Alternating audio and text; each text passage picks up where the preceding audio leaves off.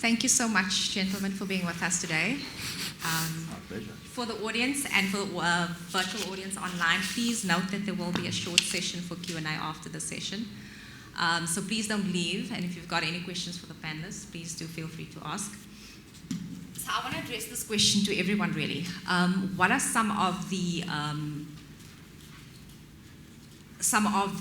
top causes of losses you're seeing? And I use losses in terms of its broader sense, not just in terms of a insurance physical type damage loss. Are you experiencing or noticeably Do you want me seeing? to start off? Martin, anyone? Well, anyone. Start here. Over to you. Okay, so I think the first fundamental problem that I've seen across all the electrical and mechanical failures that have taken place in Southern Africa that I've been involved in is non-compliance. That's the first thing. People not maintaining.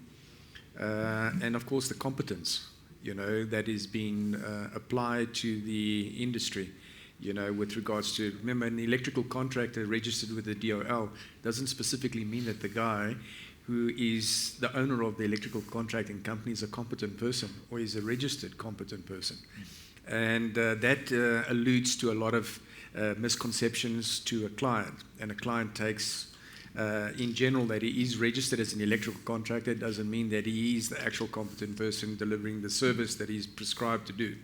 And that's where a lot of the problems. And of course, a client has always got a budget. You see, and the budget sometimes don't fit in with the code of practice and the compliance of practice. And this is where you need to actually express to the client, okay, because if you look at the OSH Act, Regulation 2 of the OSH Act, clearly states the responsibility for an electrical installation. It actually advocates that the lessee or lessor will be held accountable for that. And when you issue a certificate of compliance, firstly, it must be properly completed. Secondly, it must address the existing and the new addition to the installation. Can't just look at one specific that is new, because whatever Annexure C of the code applies that if you increase the load, all right, you increase already a greater risk for all the wiring, because the wiring may not have been designed initially to accommodate that additional load. So these are the facts, and this is why we have a load shedding issue in South Africa. It's because our overhead networks, in 2013, I wrote a report to Eskom where I explained to them that the networks are going to collapse, and it's happening. It's going to get worse, and it's not going to get better. So in order to replace this existing millions of kilometers of overhead and underground network, it's going to cost trillions of dollars. And whether we have that money or not is different. But compliance is the fundamental key point. If you have that, and you have a competent person that is familiar with the scope, the Act of 2000 also advocates what a competent person should be, all right? And it's governed under the OSH Act ruling as well. And there it says that the person must have experience, knowledge of the subject that he is attempting to do and to deliver. And that is very important. And I think that's the biggest problem in South Africa is there's massive loopholes and gaps in our understanding, of what we are getting ourselves into. And I think if the insurance people who are trying to engage with the customer, they should actually explain to them that these are the things that are prescribed, and they should familiarize, because you're an attorney, you would say that the law, that there's no excuse. There's no excuse for ignorance, ignorance is no excuse. There it already tells you that if you did not know, it doesn't mean that you cannot know. It's like you're buying a motor car. The Road Ordinance Act says you need to keep 4 lengths from the car in front, you've got to do all these things, you've got to have a car maintained, you've got to have this, that. These are mandated, prescribed requirements, and people try and take shortcuts, That's my... Thanks, Jose. Martin, David? Okay, I'll go. Just picking up what we said about Eskom, we are doing a lot of the Eskom claims at the moment. So outside the solar, of course, and especially in a place like Kusile, which are obviously giving us huge problems, and they won't really be back online until the beginning of next year at the earliest. So until Kusile is back online, you're not going back to the level 2 for some time. Yes, because there's at least three of the generators off there at Kusile. So, but those are separate. Let's talk about this. Yeah. We don't really do households. So as I said that on my email to you, I'm a civil engineer, so we only really do the kind of main structures. And the problem we've been finding, most of the solar farms are not locally designed. They're designed overseas. Mainly the Spanish are designing them. And up in Uppington, where some of the big solar farms are, they're designed and installed by the Spanish. And there are also French coming in, and Italian. But the Spanish are doing most of those. And what we're finding, certainly we've got the ones in Uppington, we've had one now down in Swaziland, and I've got lots of other ones here, is that the design is incorrect. So we're design on the trackers is wrong. So I'll give you some idea. The tracking on the one big Xena solar plant up in Uppington, the trackers failed, and they had to replace those trackers. The problem with a solar farm is the number. So where you've got a defect, it's a defect multiplied because you've got umpteen panels. So there we had to replace 26,000 bearings, trackers, and the whole thing. So just replacing those cost 70-odd million just to replace the tracking systems. So when there's a design error on a thing like a solar farm, it's multiplied. All right. The other problem we're having is with the tables on these solar farms, and that is the tables not designed for the wind loading that we experience in this country. So we're having a lot of these tables packing up, failing, and we've just had one in Swaziland now where the tables are packed up. So yes, there was a lot of issues with design, etc., and also with the mirrors. We had the mirrors certainly up in Uppington. We had the very large heliostat farms there, and those mirrors are also giving a problem with the tracking. And unless you're focusing that heat onto the tank on top of the tower, it doesn't work. So we're finding a lot of design and also workmanship problems. So that's really where we're finding, really outside, which as they say now on the electrical side, we're finding design errors on these farms. And I'll let Dave go first. I'll come back to some of these specific ones I've got here. Well, just touching on where we come from, in solar, you have concentrated solar, which is a parabolic lens or a mirror that reflects the sun's light onto a concrete structure that has salt in it. Then you have photovoltaic, which is, as we understand, solar. It's what you'd also call a solar cell or a panel. We've all seen these ugly rectangular aluminium things on people's roofs. So that's PV, or as we know, it's solar. There's other types of solar. But looking at PV only, you then get large installations and you get minor or small installations. Large installations are like Martin's touched on now, solar farms, those types of things. They're huge generation, energy generation facilities. There are thousands of panels. The scale is absolutely enormous. I think we have to distinguish between liability or loss on that type of scale and then small domestic scale and what the problems are. On the large scale farms, it's highly regulated. There is a lot of legislation, law, standards, and international standards, European and British standards on the large solar farms. And then again, as Martin touched on, you either get tracked, which follows the sun, or untracked, which is fixed. And as Martin has said, when you get a small problem, you multiply by thousands, and it becomes a very large claim. So on the large solar farms, highly regulated environment, very technical environment, but it's also not new technology.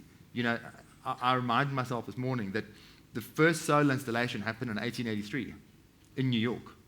So this is not new tech. This is tech that's been around for 150 odd years. You know, it's not new. It's current and very topical for us because of load shedding, but it's not new tech. And then, of course, in the 70s and 80s, there was a boom in technology because of the energy crisis all around the world. But that's where we are today. So on the large-scale farms, they're power plants. They're dotted all over the Northern Cape and the northern part of the Western Cape.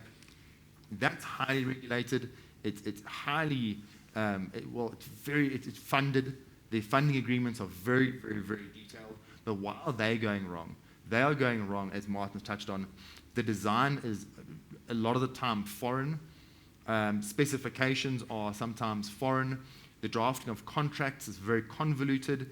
This is all part of the REIPP program, the Renewable Energy Independent Power Producer Program, put out by government. I think there's been 6 windows already. So government and Eskom are awarding tenders and contracts to these renewable energy power providers to come bolster our energy grid. And why are some of those failing? Poor contract drafting sometimes it's poor specification, sometimes it's poor design, sometimes it's poor workmanship, theft, vandalism, cable theft, panel theft, vandalism, the youth of today, we can all roll our eyes.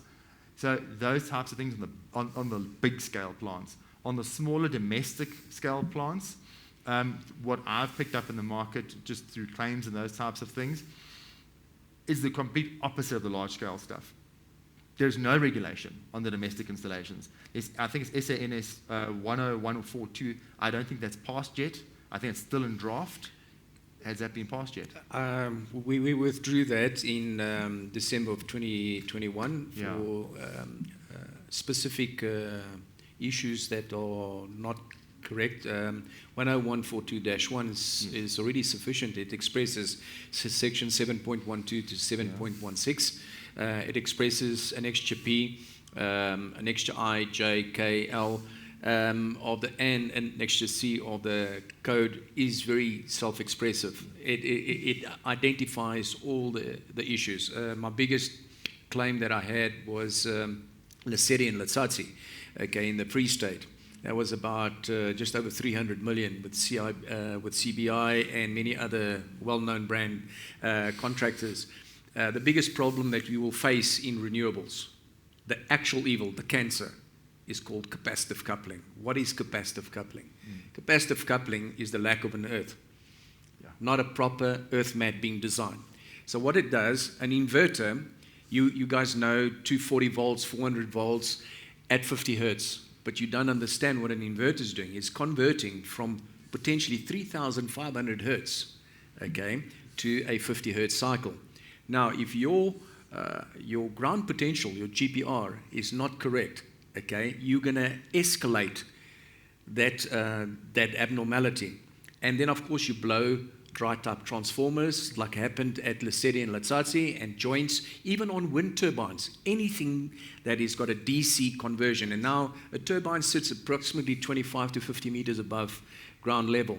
Now, what happens is you're creating a potential difference because of the bonding on the top and the bottom are not the same. And then the other is they're mixing DC platforms with AC earthing. Biggest problem. In AC, you do not have any current flowing through the earth. That's why you got an RCD, a residual current device that protects people against electric shock. In DC, you do not have one. It has never been designed, it's never been created because it's not a sinusoidal wave. It's a straightforward straight line. So you don't have that break. And therefore, it is very important that you address that part of it. It will not only complement you with regards to lightning protection. As you know, Benjamin Franklin was the founder of the first, flew a kite with a little key on the thing, and he found that there is electric charge. And based on that, he then advocated various things like the St. Elmo and many other devices, that creates protection for the structure. But there are other fundamentals which are ground rising potentials. Like, for example, like I was explaining earlier on, that you have an ohmic resistance of 1 ohm per meter, but you have 10,000 amps or 100,000 amps being discharged within 10 or 20 kilometers. What happens is you're going to get 10,000 to 100,000 volts at the point 10 kilometers away. So what that does is a cable network is only, its maximum potential is 6,000 volts. You cannot get any insulation protection. And today, the workmanship, we're going back to your thing of workmanship and compliance in various things, is the trenches, are not being actually leveled correctly with the different soils to add that extra protection of insulation.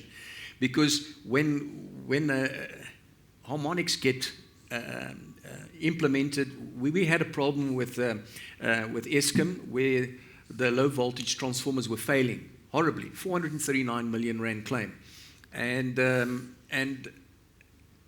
I was mandated to do a forensic audit on the various areas. And what we found is a lot of the the areas was the first power plants that were actually the first IPPs that were connected to the Eskom grid. So what we saw, but our inverter can guarantee 3% of harmonics in this. Absolute, excuse my French, nonsense. That was not the right word, but I know what you meant. To be quite frank, you need, before you actually evacuate the energy, you must have a filtering bank, all right, that provides you an NRS 048 code of conduct. That means that the power is clean, is stress-free, so that when it actually reaches its point of intake, it is actually well clean, absorbed without any additional problems to attenuate. Remember, the longer the network of connection or the grid, the more capacitance you're going to get and the more voltage. We found in those transformer survey, Dr. Henry Geldenay said to me, Jose, I don't agree to a lot of the things, but you proved to me. And so I used a couple of my colleagues like Professor Jerry Walker and the KZN University. And we proved that on switching a 22 kilovolt transformer, 22 to 240 volt transformer, the voltages due to these ferroresonance that was being created due to the high voltage profiles from the power plants, we were getting up to 44 to 60 kilovolts on a 22 kV network. Of course, the equipment eventually failed. And that took us 300,000 Rand later to prove to Eskom, okay, that our hypothesis and our root cause analysis was correct. But it takes a lot of time and effort and money. But you can already circumvent that already from the word go by having certain things, which is the SANS code. SANS is actually quite broad. Can I interrupt you there? Touching on the issue of non-compliance, and I mean, that's the direction you are heading. Yes. So the question to the panel really, and I think Jose and David, this one is more for you. What are some of the immediate or obvious changes to the standards or regulations that you believe are critically necessary to address the issues of non-compliance? Well, I think for domestic installations, there's got to be a standard for it. There is. It's SANS 10142-1, section of 2021 edition 3.01. It advocates for not only for domestic, commercial, industrial. It is the basic hub. Yeah. Then you start to go into others like the SANS 60364-7-712, and then you got SANS 62109-1 of 2012, all right, which advocates the compliance of converters and inverters, all right, because there's a lot of them coming into the country nowadays which are non-compliant. Can I ask, it seems that every single day you've got another, someone who's a plumber is now changed his sticker to be a solar installer. Yeah. Now, it's very nice having all these codes. Now, suddenly you've got Fred, who now, last week was selling motor cars, now he's installing panels on roofs. Does he follow the SANS codes? Or is that... He's not even allowed to touch it. Is it a free-for-all? He's not allowed to touch it. But is it just a free-for-all? But Martin, that's such a critical question, because the question is, then, is it a change necessary to the regulations rather than the certifying of competencies? The law is... That gentleman will tell you if I'm actually lying here. The law is very explicit. If you entertain any crime, that's a crime. Yeah. He's not qualified. You cannot get him to go into a theater and operate on a person's heart because he thinks he's a doctor. He can be a doctor overnight. Like the green card. People say the green card. Green card is not a qualification. I'm sorry to say that. You cannot learn to become an engineer in exactly 3 months. So who's controlling this sudden now, the problem is, who's looking after these guys? The problem is the DOL, there's a big split between the various professional bodies. ICASA, the ECBSA, Engineering Council, the SAIEE, and many other platforms, and the DOL. They don't talk to each other, which is quite a very serious thing. But when there's death or there's huge loss, then the law takes its precedence, and then that person finds the big way, which is the most expensive way, which is potentially jail. They're extraditing an electrician from New Zealand. A client lost his property, 22 million Rand. and he failed to adhere to the basic, and it's not even renewables, it's just normal house wiring. But as David said, they said the big solar farms we don't have a problem with. Yeah. I mean, they're properly controlled, properly looked after. It's that little household where someone's coming along Absolutely. and tacking 10 little That's the panels issue. on your roof. I've just done 2 now. Yeah, and Burnt we to just, the ground. well, we just had a house burned down now. He had a couple of panels on the roof. He's burned the house down. Who's looking after all these raft of people driving All around with their right. backies? You have got a recourse. Number 1. No, I know the recall, but who's looking after? Who's regulating these guys coming into the industry? Well, Who should be regulating? the DOL is the first Yes. one. The Department of Labor is the first one. But are they doing it? No, they're No, not. that's doing it. right. That's the They are problem. not doing it. That's the problem. And this, again, this is where the insurance fraternity plays an important role. Okay? In collaboration with legal backgrounds and so forth, to short circuit all these platforms that have got huge gaps in. Because at the end of the day, the guy who's going to suffer is going to be the homeowner, the property owner. Yeah. It's not going to be the electrician. So let's say Mr. Smith is organising a solar, and he comes along, and Fred comes along and installs, and he burns the place down. And you find out this guy is not authorised in any way. He's not registered. He's nothing. How is the insurance going to then react to that? And you can't expect Mr. Smith to go in and find out. That's a very good point, because then how does that affect policy response? Yes, Because I'm asking. oftentimes they find themselves uninsured. Now- in Yes. instances Now, like that. policy, the wording in policy, which I always find very useful, is compliance and competency. If you've covered those 2 aspects, you've covered any negligence that the homeowner has entertained. Because it's not the insurance that entertained. The insurance did it in good faith. They enter into Yeah, but the person buying that is also good faith. Someone turns up at his door, he's got all the right stickers and everything else, and he's going to install. He gives you a price. But the law says ignorance is not an Yeah, excuse well, to get away from it. David, how do we sit with this? Go on. The trigger is you can't install solar panels on your roof without having approved plans. And that's, Exactly. for me, where everyone is getting it wrong. The electrician is secondary to having a design, having plans, submitting them to a local authority, getting the plans approved. If everyone started there and actually got someone to come in, do a rational design, get an architect to draw, submit plans, and did that the right way. If you're not a, let's call it, competent electrician, or you don't have the requisite experience, when the architect starts to ask you questions about the installation, about the fixtures, the fittings, that's when you'll be found out. Yeah. But the problem is, and I did this exercise 2 weeks ago when you invited me. I asked everyone I know that has panels on their roof, how many of you have approved plans for your panels? 1 out of 39 Yes, that I can has believe. approved plans. That I can. And that was Mm. me. Yeah. Well done. You know that SANS 10142-1, Section 8, clearly states that before you can issue or connect any additional generation capacity or any load, you must have a COC, which covers every aspect of it. Now, in there, it actually also explains that if you are putting alternative energy or supply, you have to conform to that aspect. So there is a regulation in place that covers the insurer.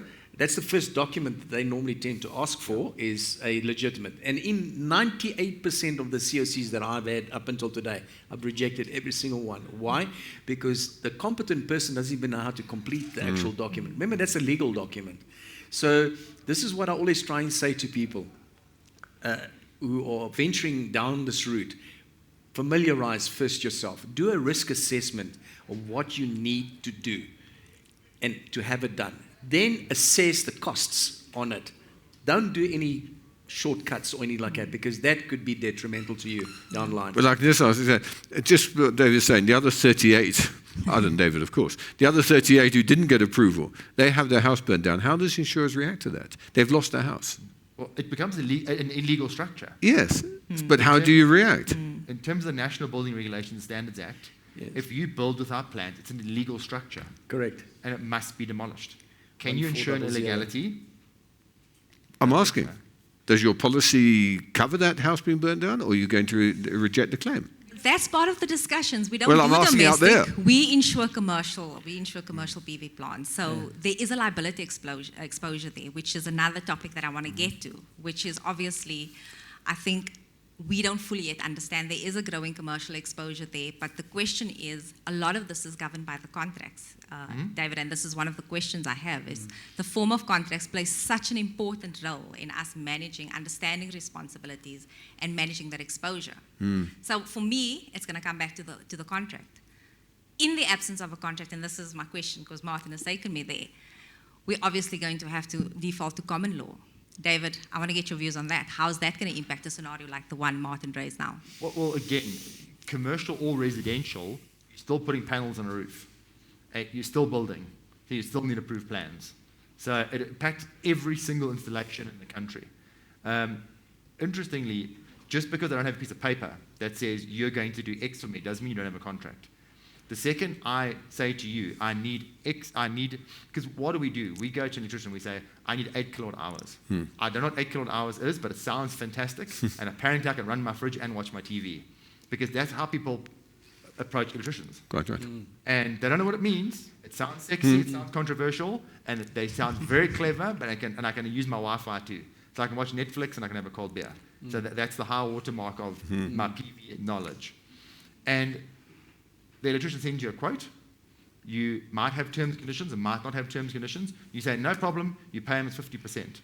So what is your contract? Your contract is effectively that quote, your acceptance, if it's in writing, or WhatsApp or whatever. That's the written portion of your contract. The rest is all oral. And the common law will put some terms in that have to be there in terms of law. They will do it diligently. They will have your best interests at heart. You will remunerate them at a certain time. If they have terms and conditions, those terms and conditions become your contract. But that's your contract. If they don't, and some of them won't even say you'll get a COC at the end, but it's a legal requirement. I understand that. But shouldn't the insurers be more proactive to say to their policyholders, if you are going to install that, this is what you must do. Because the average policyholder has not a clue. No. He goes out and he gets Joe Bloggs, and he's quite happy with it until his house burns down. I got my electrician to sign a JBCC minor works agreement. He'd never seen one before. I bet he hadn't. And I just sort of chuckled, and I just went, well, this is what I need you to do. But that's what you need to do. You're spending a lot of money these days getting it.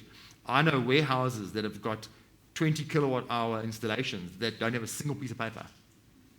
Shouldn't the insurer in fact looking after their policyholders and saying this is what you should be doing? So I think what you're raising is an issue that I see exist most predominantly on the domestic side. I think our commercial policy does require that a certificate of competence is necessary for us to ensure that on the operational side, we also ensure the erection order side. And there we're looking to find ways to make sure that the design is adequate, partnering with the likes of the EPC side. But I want to come back to your point that you raised earlier, Martin, on the design side. So I read an article earlier this week, and it said that it was dangerous. written by a broker. Yes, it was written by a broker who said that design is not covered under your assets policy, but you can refer to the contractor's all risk. So that was very concerning to your contractors' all risk and liability section. So it was very concerning. Liability section. The overarching design exclusion is something that I want to address. All right. You had been involved in. Well, remember, I'm looking at the farms. I'm not looking at domestic. I'm looking at farms. And the farms, of course, it goes under a PI. It's a design. It goes under professional indemnity policies. All these here are under the professional indemnity policies, not under works policy. They're under PI policies. And that's exactly what I wanted to highlight. I think for the broker market, both present and online, is that there is an overarching design exclusion, which means in the event of design issues, it's likely going to be uninsured on all the various sections. And it does become a professional indemnity matter. That is correct. Yes. Correct. Well, and then, of course, there's the legal. You've got to hold someone legally liable, and you've got to find a negative. As David knows, you've got to go through the whole process. You can't just say to someone, I want a check. No, you've got to go through the process. It is a professional indemnity claim, and that's what the majorities are. But you would have a target if it's a PI claim. Yes. On the big farms, there is an engineer. Yes. An engineer is designing, unless it's an EPC situation. Yeah, which is design and construct. Yes. Because in the commercial space, sometimes there isn't a design engineer. No, correct. That's quite correct. So you gave your scenario now. You phone up Joe and he comes around, he gives you a quote and you say, go ahead. There is no design per se. And that is the problem. My electrician is my designer. And if the CAR policy doesn't respond, well... So I don't think you have a problem on the large solar farms because it's very, as David started, it's very set down. You have a designer, you have a main contractor. It's all very carefully. It's when you come to the domestic side of it, the small panels, this is where the problem arises. So you're going to say? Yeah. Can I add something to that? They're 100% correct in what they're saying. As a registered IPP in South Africa, I've been awarded an IPP license in the city of Ekurhuleni. Design is one of the fundamental things under Section 8 of the SANS Code. Materials must be compliant. So there's a section there that says, are all the components that you've selected 100% compliant? Is your design, and so forth. So all those responsibility, design, everything falls under Section 8, which is the Certificate of Compliance. Whether it is a domestic, commercial, big solar power plant, whatever.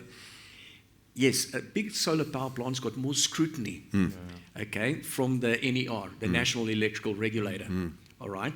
And he then looks at your application, your point of connection, so you've got a connection agreement. Besides your actual design and everything which you've presented to them, they've evaluated, they're awarded under Section 33 of the Act. They award you the contract based on your compliance, competence, and so forth. Then your connection agreement is to see on how you're going to interface this with the grid, okay? And then they put all these things together to actually say, yes, this is a feasible proposal, this makes sense to us, we will go ahead and give them the connection. Then that license gets taken, a portion from their side that they've been allocated from the 500 megawatt title to whatever 10 or 20 or 30 megawatts that specific IPP is going to get. And basically everything gets scrutinized quite severely with regards to. But again, some of the people that are sitting in those panels haven't got the know-how. That's what I found. And we look at Letsatsi, Spanish company. Very competent, was right in the beginning of the buzz zone, you know, of getting renewables into South Africa, and they had the financial muscle and so forth, bringing in euros and so forth, and equipment. They thought they could do the thing right. And then eventually, a certain portion, which is local content, they had to use local content, which is the likes of Revive electrical transformers, they had to provide this, CBI and so forth. So they didn't talk to each other properly, their designs and so forth. And a lot of the local people were also learning the curve, you know, and that curve wasn't very clear.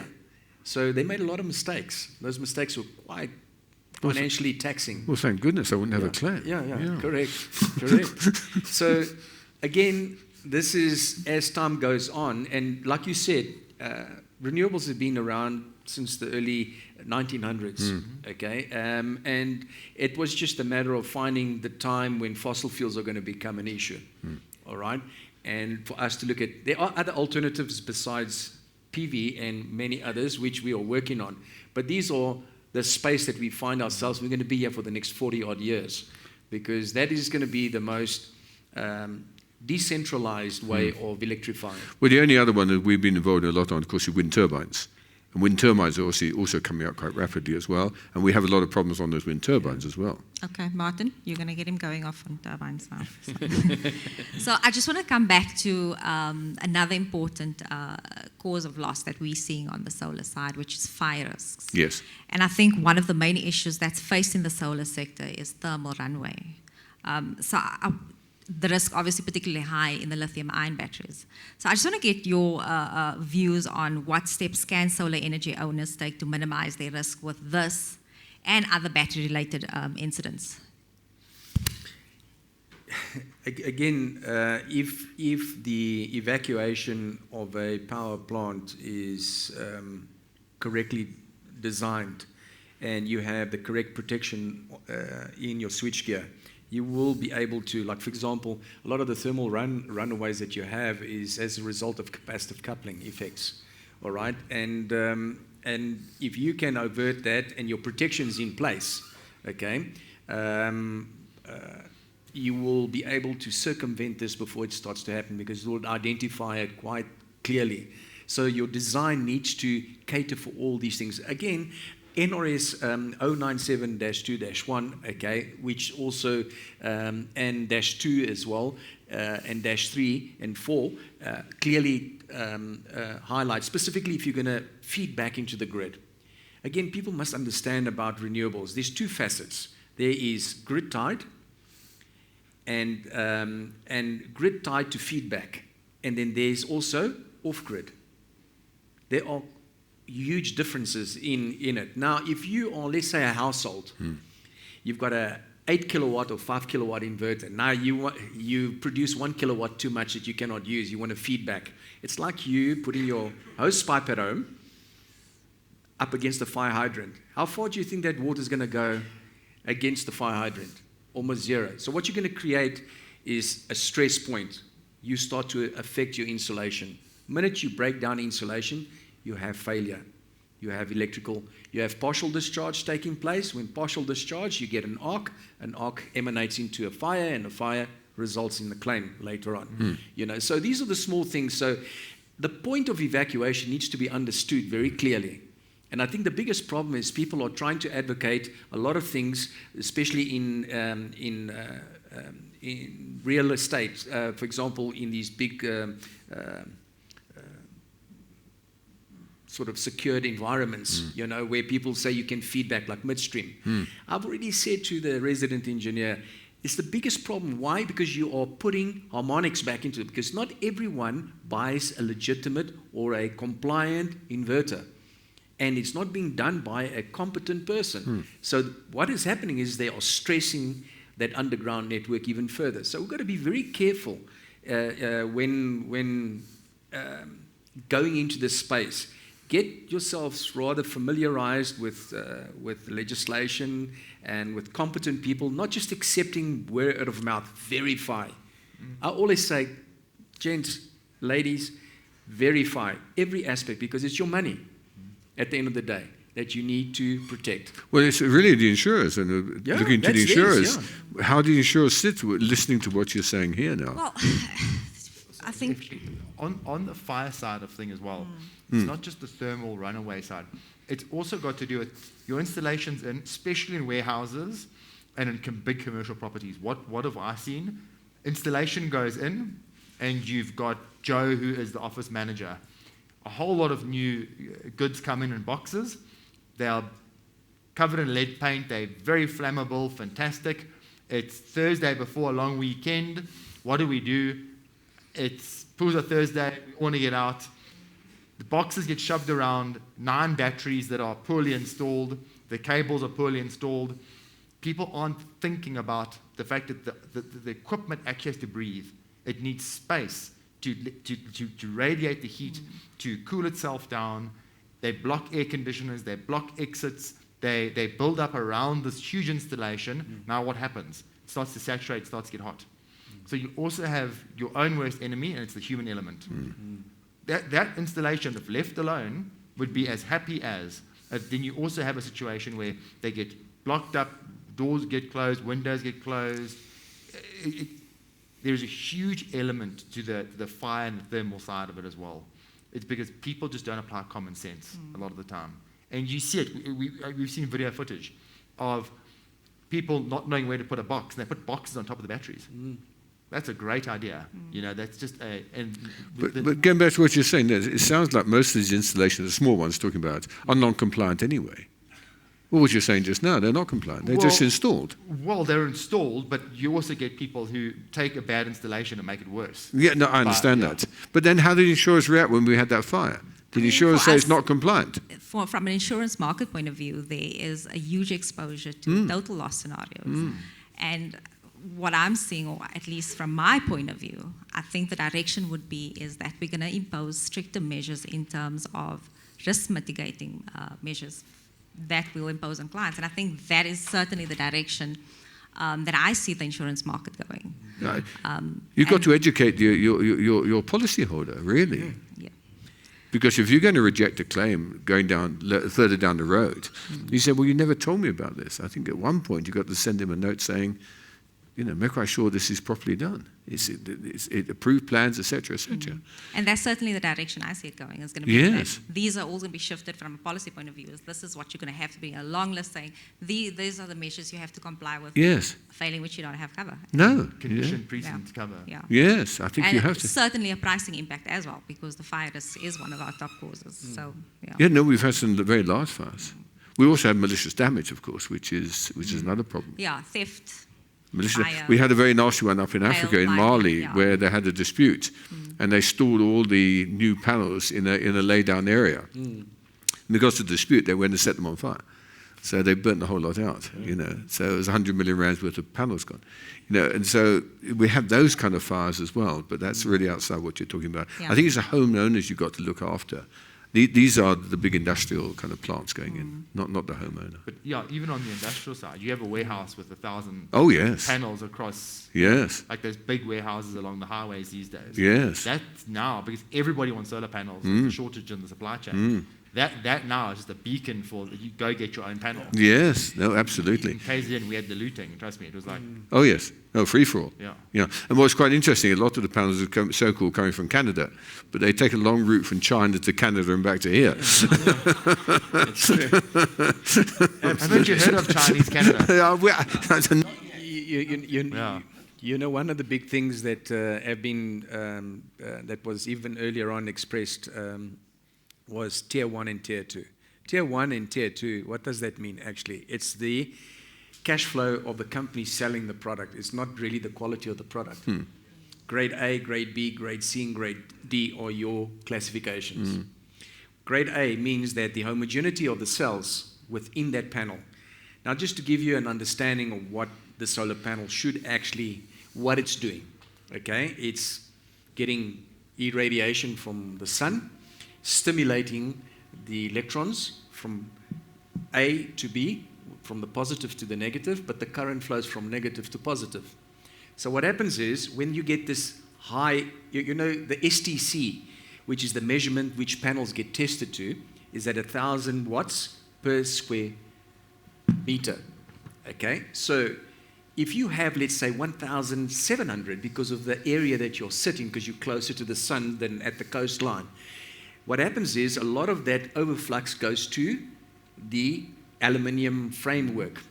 So what you get there is known as parasitic DC leakage currents. Where's that going to go to? Now, if you have that coupled to an AC earth, it eventually destroys the inverter and destroys everything else and puts human risk.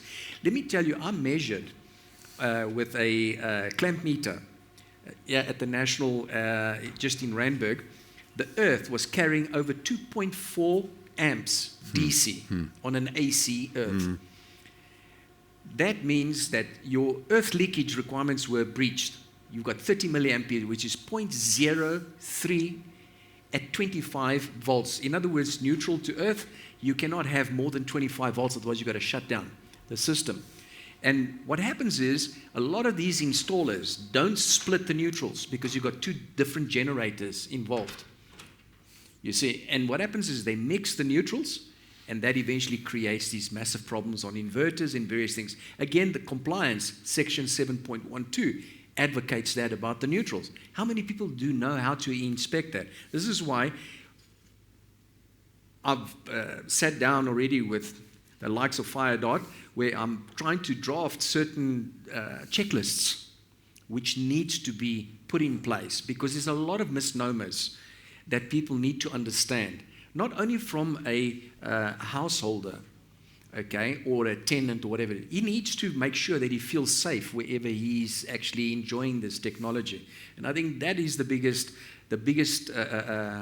question that needs to be raised. Like, for example, the SANS code says that there should be a risk assessment for lightning protection or surge protection. So what do?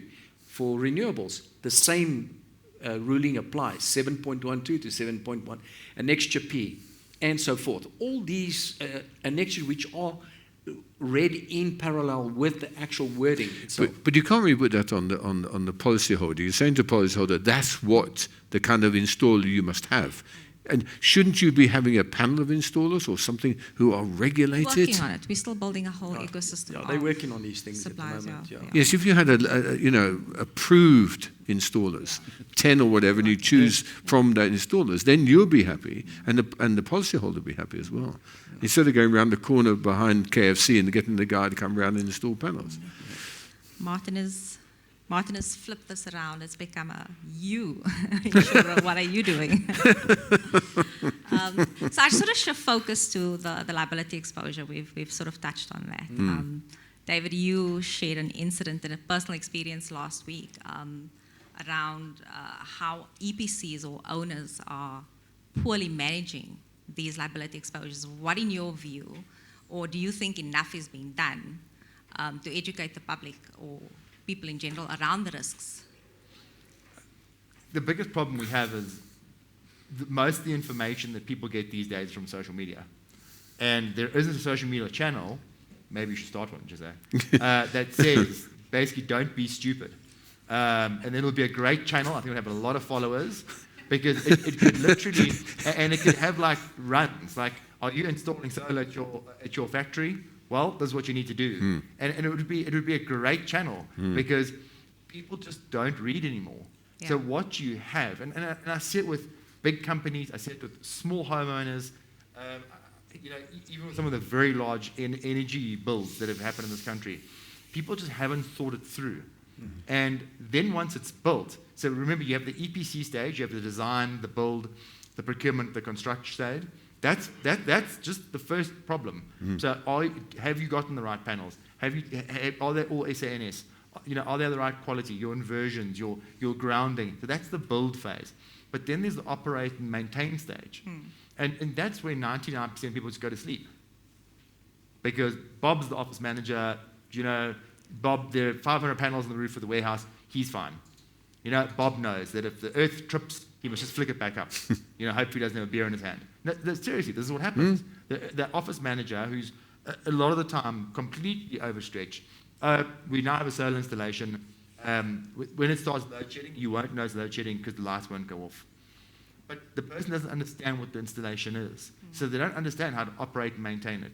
And then it comes time to pay a maintenance contractor, an electrician, to come out every 9 months or whatever, make sure the earths are still fine, make sure the panels are clean, make sure something hasn't hit a panel or damaged it, make sure something isn't covering the inverter.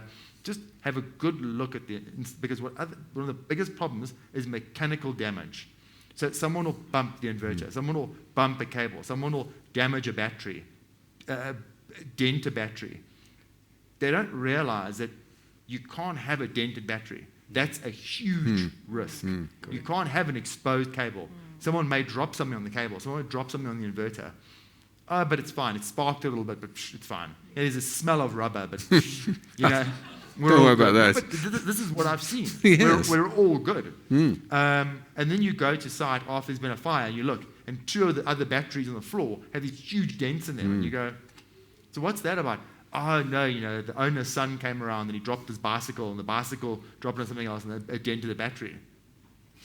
Like, you take 5 steps back and you hide behind the concrete wall, because you don't feel like being blown apart today. But it's a significant issue. And the issue is ignorance. Because we don't realize how dangerous these things are. Because no one's actually done a YouTube short or a TikTok about it, and as a consequence, we don't know any better. And it's our own fault. But there's a lot of installation being done without solar, and then just going back to a lot of people just installing batteries and then inverters. They're actually not going through the solar. They're recharging them on the Eskom when Eskom, if Eskom ever works. If Eskom, then they recharge. Now, presumably, the same regulations apply to that installation. Absolutely. Yeah. So it's not just solar. 7.12. Yeah, because if the guy is not going, so he's going Eskom recharging. Absolutely right. He's changing. But people are definitely not getting permission to install those. Not going to an architect to install some inverters and batteries. The rule of 7 point, which is alternative supplies, apply the same thing with gas, LPG gas.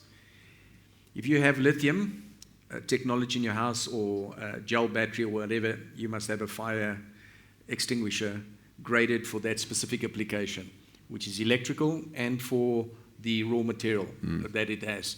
In some applications, which is containerized solutions, you will have Novak 200, which is the prescribed gas to extinguish immediately lithium, because lithium batteries are highly explosive, especially if mishandled and misused. And like you say, if you have a dent in it, it's quite detrimental. Yeah, but the guys are just going down to Builder's Warehouse and buying 2 batteries or 1 battery. Yeah. He's got his little inverter and he goes home. Yeah. And as you say, he's got his TV running now, he's got his Wi-Fi running now, and everything's hunky-dory. Until there's a problem. Until there's a fire. Then they come to Firedart. Yeah, there's a fire, yeah. And Firedart has to be, they've been a long-standing client. Can I entertain this risk? Can I not? What does the underwriters say, with regards to the policy wording? And this is where everything needs to be very clear. Very clear. Yeah. So and we are our own worst enemies. At the moment. Yeah? Yeah. So you're saying we need to make TikTok videos to 100%. make the public aware? Okay. I'm telling you. Shelly-Ann, you'll be great on TikTok. I'm telling you, you actually get people paying attention. Yeah. It sounds, it sounds a bit strange, but I think it's definitely something People don't that would appeal to. Yeah. People don't read a document. How many of you who buy an appliance have actually read the manual before you used it? We are all geniuses. We all know everything.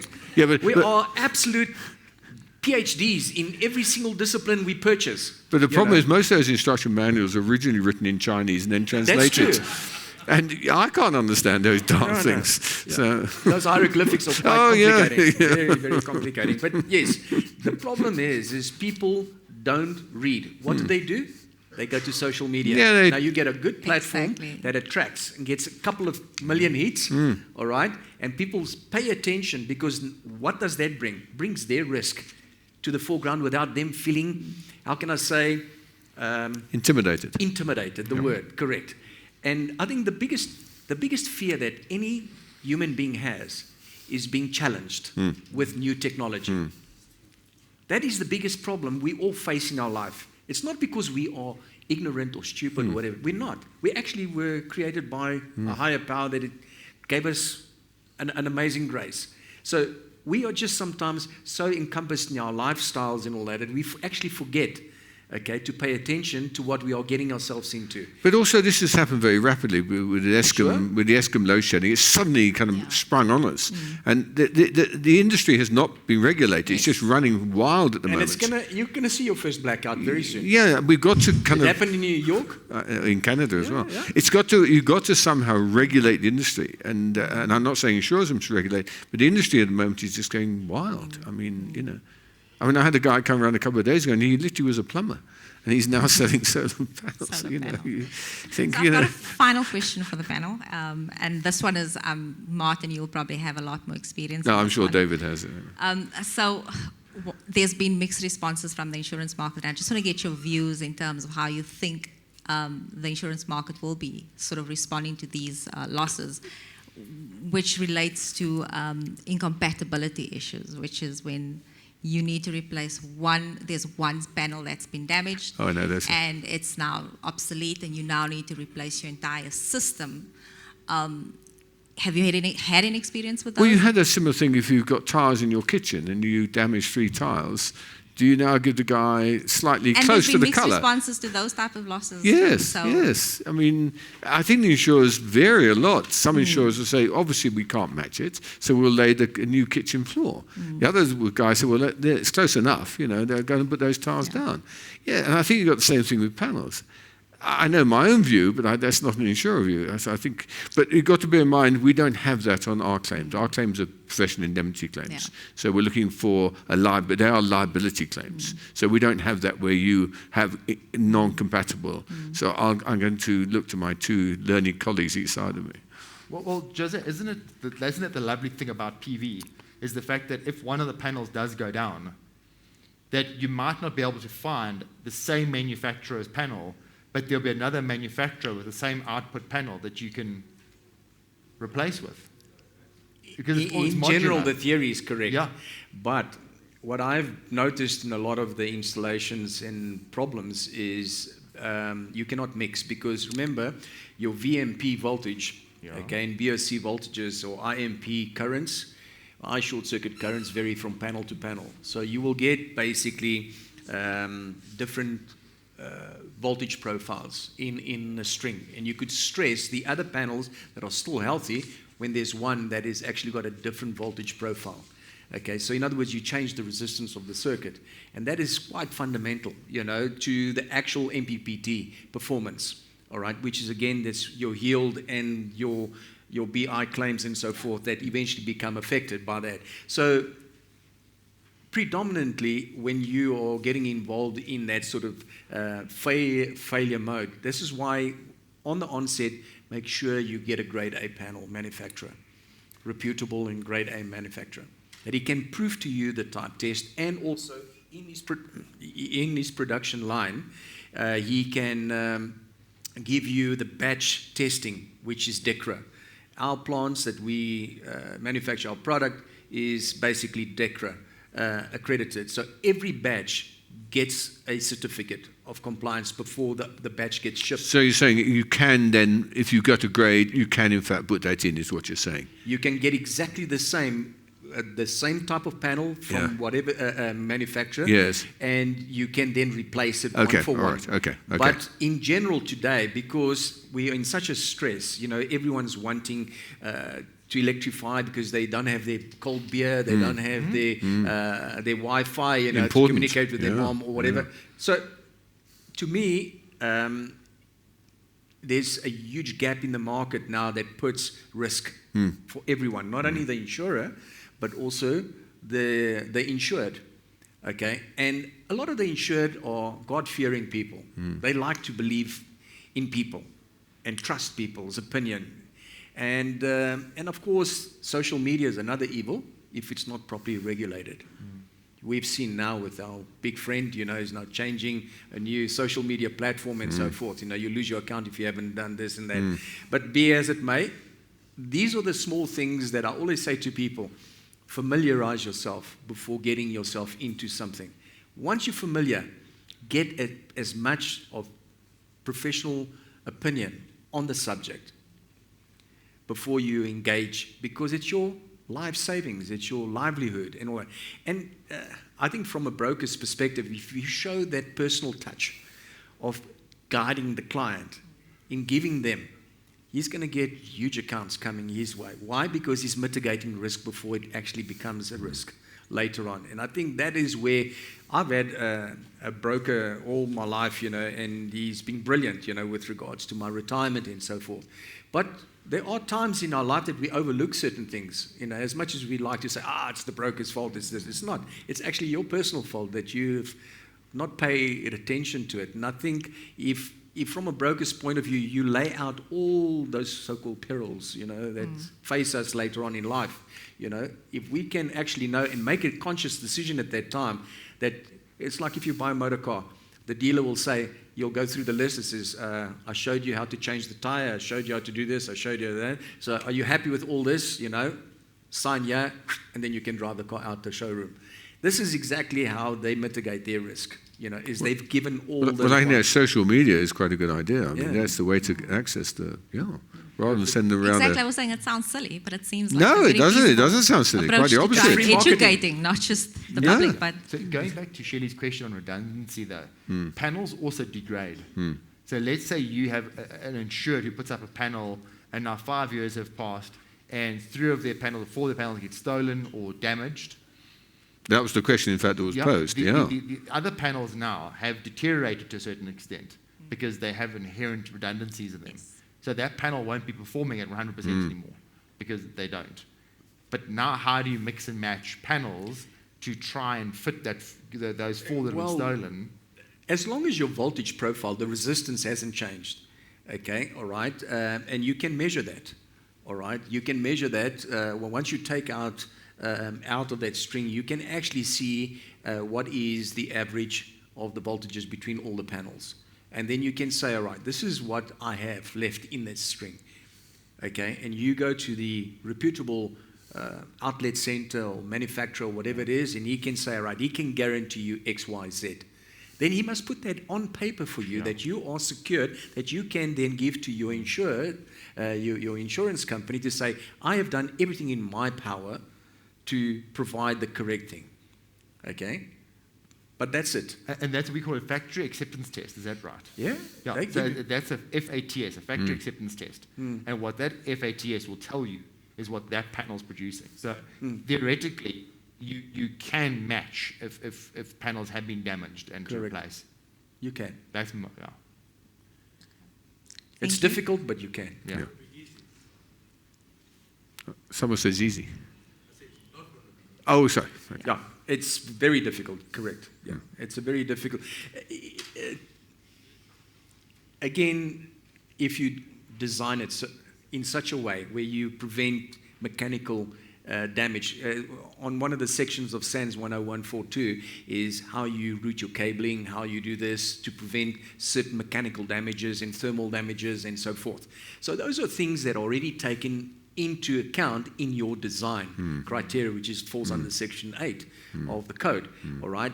So there it makes the competent person aware of the facts that there are, and then if he's engaging, whether it's a domestic, a commercial, whatever, he needs to look at the traffic that thing's going to be exposed to. You know, how is it going to be encompassed? Has it got proper, like you said, ventilation, protection? Because remember, when you're adding a new generator, the law is very clear. It must be fenced, secured, 100%, must be protected against any intrusion, and so forth. So those are things that are prescribed on the code. So you cannot avert those prescribed, because that's for human safety. The OSH Act is very clear. You must always, safety is the first paramount protection of the Act. Can I just ask something else Yeah. before you go? I know you're on solar. If now we're installing, you're going to a generator. Now you get a Yes. generator and you plug it into your house or plug it into Yes. your office building. Yes. Okay, you're not going to an architect to design a generator. You go down and you order a generator and you get an electrician to plug it in. It's got a changeover switch. Everything's hunky-dory. And that causes a problem? How do He's you not allowed sit? to do that. That's what I'm unless- asking. Yeah, he's not allowed to. The OSH Act is also very clear that a competent person registered for that specific interface, which falls under the alternative supply, which is Section 7.12, it states that he must have interfaced the new alternative supply to his existing electrical infrastructure safely. And does he then? Yes, does he he, should issue. that's what I'm saying. He has to issue, and therefore, if he has that far, he has that certificate for the insurers. But I tell you, the majority of generators installed now have not that. I found a claim. Have not that. Found a claim recently with exactly that. Yeah. In Swartruggings, a guy puts a single-phase generator on a three-phase supply, Yes. Eskom supply, Yeah. and he's got LPG tanks, he's got John Deere tractors, Porsche Cayenne, Volvo, and various other things there. A normal farmer. Yeah. Normal farmer. Yeah. Very, very normal farmer. Correct. And all of a sudden, the power comes back on again. The generator is still functioning. Oh, yes, Thing, double the power. Great. blows a single phase on a three-phase supply. Because they said this changeover, this guy from Voltex said that you could use this one to convert one phase into three phases. I says, oh, that is amazing technology. So eventually the place blew up. Tractors gone, Porsche Cayenne, everything, house and everything. Now the farmer sits there. It was an auto in general claim, and it could not be settled for those specific reasons. you know. Yeah. So this again. Yeah. Sorry, I digress slightly. Yes. Because I'm sure there's a lot of people here who have generators going on their houses. And we are running out of time. I know. Thank you so much. We'll allow some time for Q&A. Appreciate we have some questions.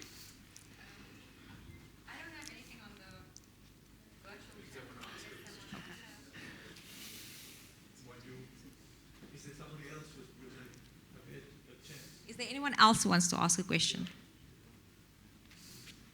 Okay.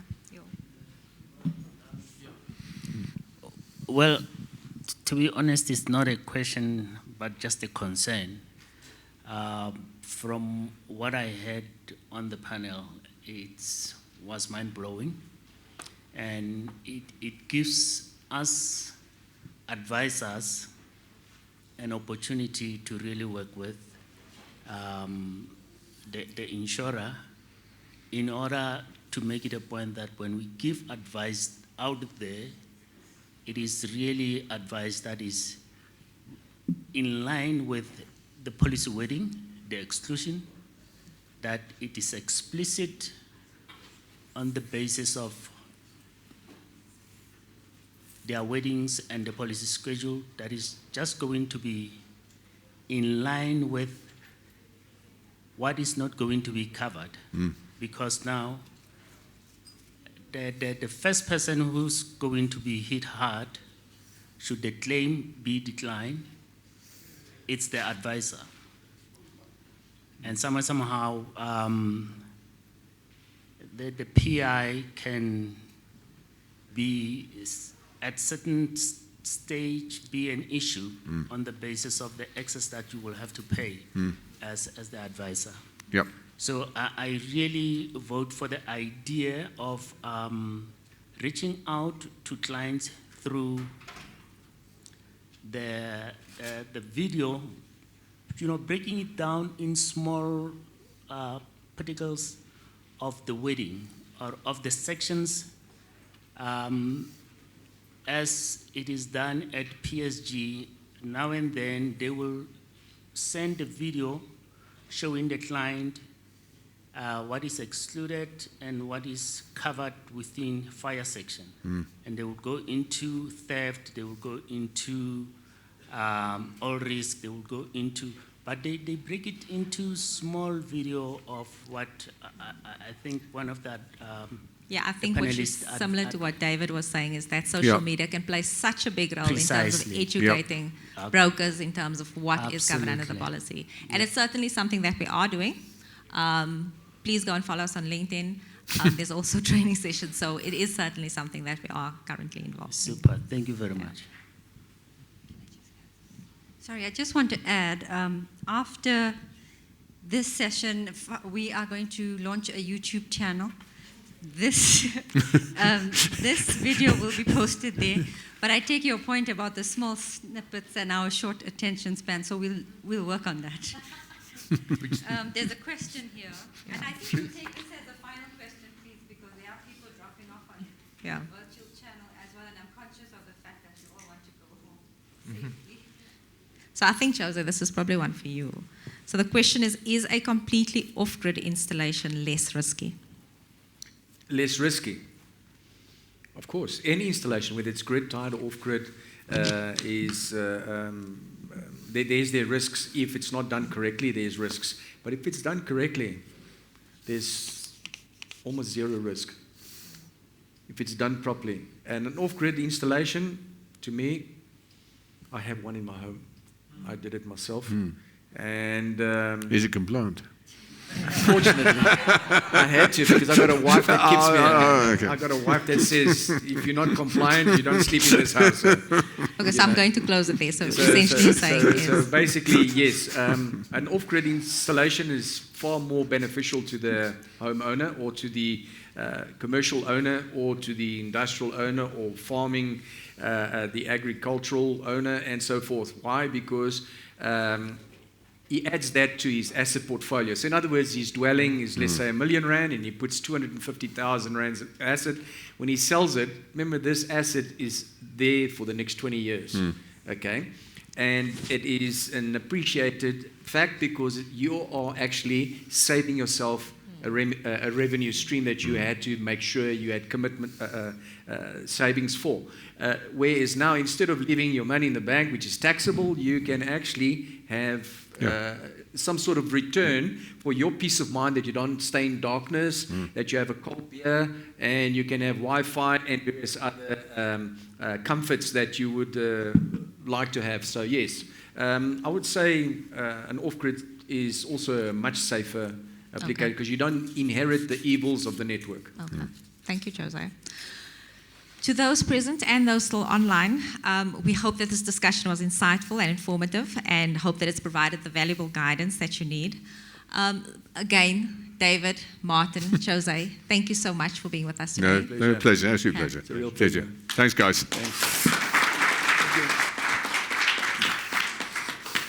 I'll just quickly close off. I want to thank all of you for coming, those in person and virtually. It's been an absolute pleasure to host you. I just want to say a few thank yous. One is to Republic Digital. Thank you so much for all your help and support and organizing. The team at Upstage, we wouldn't be having our virtual guests without them. And then, of course, you, the brokers, who've made time on this Thursday afternoon before a long weekend to come and attend. You will see each of you have a handmade terrarium on your desk. This is just our small gesture to say, like, this needs care and nurture. So that's our relationship with you. And we hope that, our partnership can grow. Also, for everyone who is attending in person, a tree has been planted in your name in the Platpot Forest.